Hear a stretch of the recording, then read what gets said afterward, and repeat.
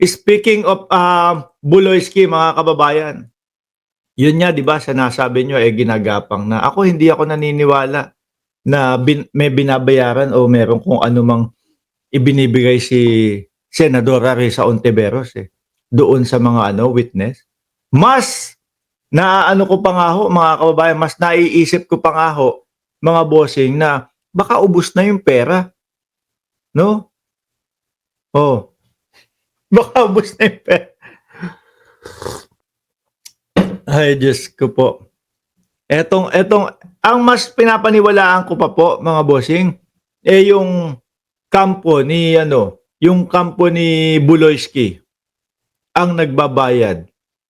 Yun po sa tingin ko, yung paggapang po, mga kababayan, no? Hindi po ako sigurado, aking nararamdaman lang po yun base po sa bolang kristal, na sila po yung mapag-iisipan na nagbabayad doon sa mga kalaban nila dati na ngayon bumabaliktad po, no? Sabi naman ni Putragis na yan, ngayon ko lang na-realize si Roque pala yung nandito, no? Wala na naman sigurong makain tong si Roque. Kaya meron na naman masabi. Sabi dito, how dare you, si Risa Ontiveros daw, use the Senate of the Republic of the Philippines para maging instrumento na gipitin ang mga kalaban. Saglit lang ho hindi lang po iisa, mga boss chief amo sir. Hindi lang po iisa ang testigo. Baka nakakalimutan po nitong si Roque, mga kababayan, na meron ding alias Amanda. No?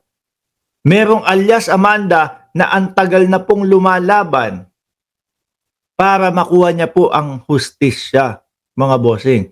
Doon nga natin narinig, di ba? Yung mga padyamang favorite ni Kibuloy. Doon nga natin narinig yung Palmolive, anak ng tinapa, Palmolive girls. Kailangan Palmolive ang shampoo. Kailangan Bath and Body ang lotion. Di ba? Paano sasabihin nitong si Roque na ginagamit ang Senado, no, para manggipit ng mga kalaban sa politika? Unang-una, minority sila. Kakaunti ho sila, mga bossing. Kung ginagamit talaga ni Risa Ontiveros yan, sandamakmak yung yung mga kakampi nila Kibuloy, yung mga kakampi nila nila Duterte, diyan sa loob ng Senado. Di ba? Ang nakikita at nahahalata ng taong bayan, wag mong baliktarin, Roque, kukutusan kita binabaliktad Ang nahahalata ho ng taong bayan kung sino ang totoong mga gumagamit ng Senado para sa kanilang sariling interes, yung mga senador nakakampi ninyo. Di ba? Diyan na nga lang sa impeachment Yung simpleng impeachment mga kababayan, forthwith shall forthwith. Agad-agad umpisahan. Rektahan na agad. Nangyari ba? Hindi. Umalma yung mga malalaking eskwelahan. Umalma yung taong bayan. Umaalma yung mga law school, mga profesor, mga dean ng college. Mga negosyante umaalma. Pinansin ba ng Senado? Hindi, di ba? Sa pangunguna ni Chis Escudero, hindi. Ang ginawa pa ho, mga kababayan, kung ano po yung wala sa nakasulat o wala sa konstitusyon ng Pilipinas, yun pa po ang ginagawa nitong mga senador na ito. Ginagamit nila yung pagiging poder nila o yung pagkapoder nila doon sa Senado. Para magligtas ng isang tao. Hindi nyo ako masisisi na sabihin kung para magligtas ng isang tao. Yan ang napapansin ng mamamayang Pilipino Na imbis na kayo ang mag-judge, kayo pa ang nagiging lawyer. Isa pa lang yan, Roque, sa sitwasyon. Di po ba? Isa pa lang yan, Roque. Nung kay Kip, nakita mo ha, isusubo ko sa bibig mo to, Roque. Isa pa, mga kababayan, nung panahon ho, no, na inaaresto na si Buloyski, o ano ginawa nila nung mga senador, yung tatlong itlog. Yung akala mo sila ang pinakamatatalino sa Senado. Sugod si Bato, sugod si Bungo, sugod si Robin Padilla. Doon sa Davao. May warrant of arrest si Buloyski. Ano ginawa nila? Ginamit yung pahiring-hiring nila. Pumunta doon sa Davao para maghiring. Pero ano pakiramdam ng taong bayan para doon? Gusto lang pigilan na maaresto si Buloyski. Gustong pigilan. Ayaw nilang irespeto yung warrant of arrest kay Buloyski. Di po ba? Ay nako po. Huling-huli ho yun mga bossing. Bakit? Isang araw bago maaresto o bago makuha si Buloyski, mga kababayan, ayun, nagsipuntahan na yung tatlong senador. Siguro may tumawag sa kanila, "Oy, pumunta na kayo dito, senators.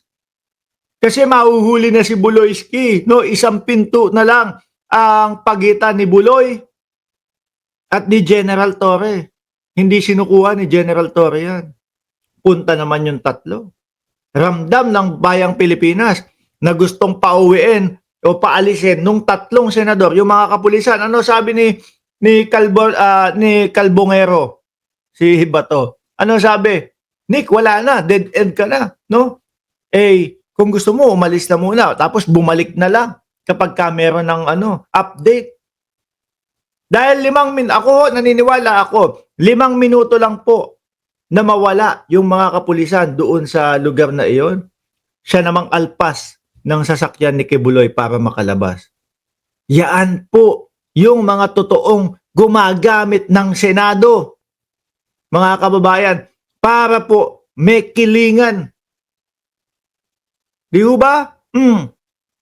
Para po may kampiyan upang hindi marinig ng taong bayan yung mga ebidensya, yung mga tungkol doon sa confidential funds. Para po hindi sila mahirapang dumepensa. Yang mga tao na yan. Biruin mo nga konstitusyon na ng Pilipinas. Ang sinasabi mismo, shall forthwith, kapag may 1/3 na ng Kongreso ang pumirma doon sa impeachment, agad-agarin mo na yan. Tumayo ka na, kumilos ka na. Pero ano ginawa nung Senado sa pangungunan ni Chis Escudero? Hindi, nareses po kami, pahinga kami no? Sa junto na ho yan. Di ba, Just Monet, Tommy at Joel? Sa junto na po yan. Walang nagawa ang taong bayan kasi nasa poder si Escudero. Junto dumating ho, mga boss chief amo, sir. Binigyan na naman tayo ng panibagong palusot. Aaralin yung impeachment. Kaya sa 11 na lang po. 11, dumating yung 11, remand naman po. Ako ho, naniniwala, mga kababayan, meron na pong mga nasa isip yung mga senador na yan kung ano ang isusunod nilang hakbang. Naririnig nyo po ba sa mga pahayagan? Inuunti-unti nila yung posibleng madismiss daw po.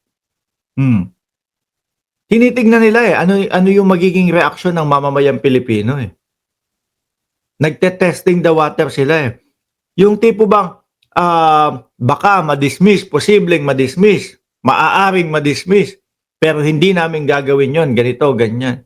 Nakikita nyo ba nararamdaman nyo ba yung pangingialam na ng ombudsman? Kesyo daw ho, no, pinapatawag sila Sara Duterte, ganito, ganyan. Para kapag pinatawag doon ng ombudsman, lumapit sila, ganito. Sasabihin po ng ombudsman, naku po, base po sa aming investigasyon at pakikipag-ugnayan dito sa mga ito, inaral po naming lahat, wala po kaming nakikitang paglabag nila sa batas. At sasabihin naman ng Senado sa atin, tingnan nyo, ang sabi ng ombudsman, okay naman daw, Hindi naman dapat daw i-impeach. O, bakit pa tayo mag-i-impeachment? Nakikita niyo po yung kanilang mga galawan, mga bossing. Dinadali tayo sa mga ganyan nila. No? Yung mind conditioning na ginagawa nila sa mamamayang Pilipino. Una, ang sasabihin, posible, maaari na ma-dismiss ito, pero hindi namin gagawin. Tapos magugulat na lang tayo. Sabay, dismiss na. Bakit? Sabi ng ombudsman, na ombudsman, wala naman daw pong jurisdiction diyan sa impeachment na iyan. Baka gustong makisali. Dahil baka patapos na yung termino, paalis na ng pagiging ombudsman, kaya kailangan nang magbayad ng utang sa mga Duterte. Appointee ni Duterte. Di ba, Martires? Appointee ni Duterte. Roque, yaan yung mga tao na gumagamit sa Senado. No? Ginagamit ang Senado para kawawain ang mamamayang Pilipino. Mamamayang Pilipino, gustong-gustong marinig yung impeachment trial. Pero ang dalawang kampo, yung sinasabi ni Sara Duterte, handa daw sila kahit hindi naman. Handa kami!